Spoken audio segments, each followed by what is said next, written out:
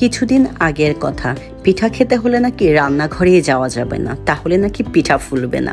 আসসালামু আলাইকুম সবাইকে, রান্নাবান্না এবং আমি চ্যানেল থেকে আজ আমি আপনাদের সাথে 100% ফোলার গ্যারান্টি নিয়ে সুজির পোয়া পিঠা তৈরি করে দেখাবো।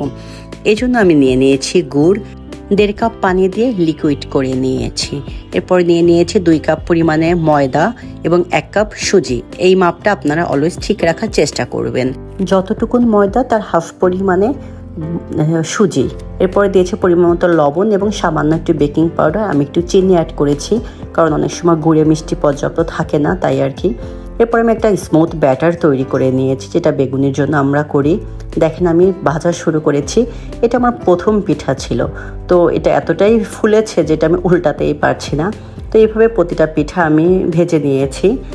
এর জন্য আপনাকে কোনো চালের গুঁড়োর আয়োজন করতে হবে না, যে কোনো সময় আপনারা হুটহাট করে এই পিঠাটা বানিয়ে মেহমানকে সার্ভ করতে পারবেন। আমিও গেস্টদের জন্যই বানিয়েছি পিঠাগুলো।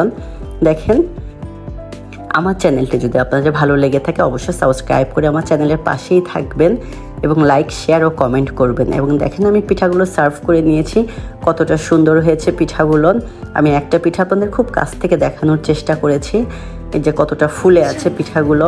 এবং সামনে শীত, আশা করি আরও আমি আপনাদের সাথে শীতের পিঠা রেসিপি শেয়ার করবো। ততদিন ভালো থাকবেন এবং আমার চ্যানেলটা সাবস্ক্রাইব করে আমার পাশেই থাকবেন। আজ এই পর্যন্তই, আল্লাহ হাফেজ।